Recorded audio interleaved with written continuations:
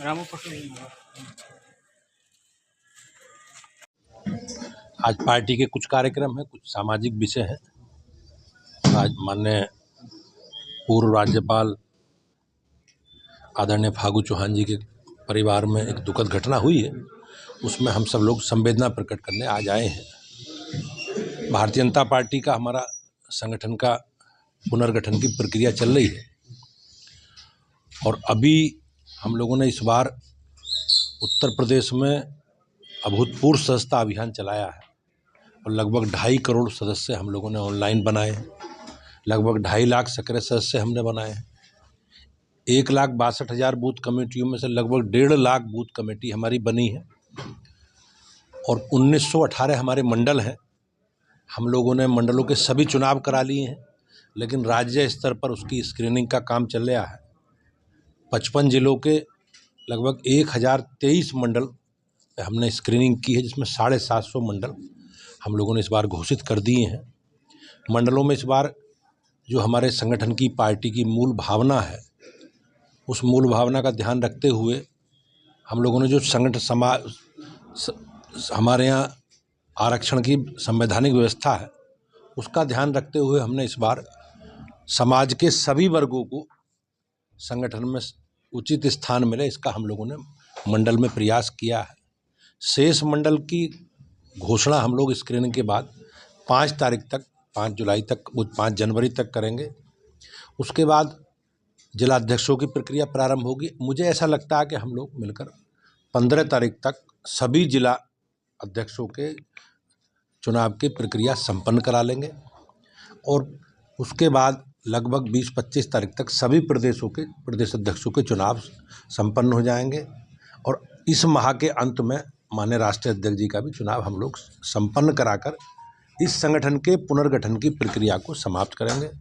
Bharatiya Janata party एक लोकतांत्रिक तरीके से चलने वाला संगठन है और हम लोगों ने आपस में बातचीत करके लोकतांत्रिक तरीके से हमने संगठन के गठन की प्रक्रिया को पूरा किया है। सर, संगठन के चुनाव है 2027 की रणनीति को देख के तैयार किया जा रहा है? नहीं, संगठन का हमारा 3 वर्ष का कार्यकाल है, तो 3 वर्ष में हम लोग आज 2025 में आ गए, तो 25, 26, 27 3 वर्ष 27 के लास्ट तक पूरा होगा।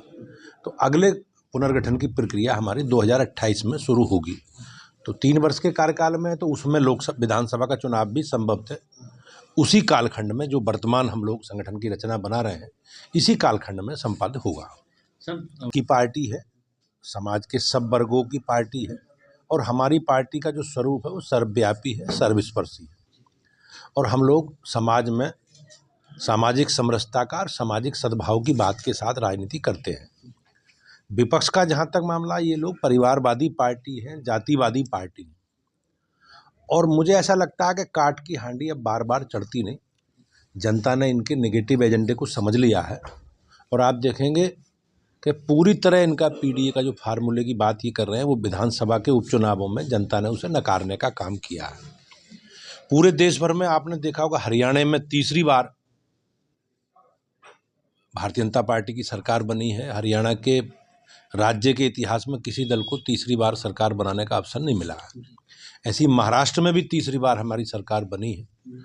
तो जो इनका एजेंडा था नेगेटिव, नकारात्मक एजेंडे के आधार पर जो इन्होंने आंशिक सफलता प्राप्त की थी लोगों को गुमराह करके, वो जनता समझ गई है और मुझे ऐसा लगता है कि अब जो माननीय प्रधानमंत्री जी के नेतृत्व में हमारी सरकार काम कर रही है, सबका साथ, सबका विकास और सबके विश्वास के आधार पर जनता उसके साथ खड़ी है।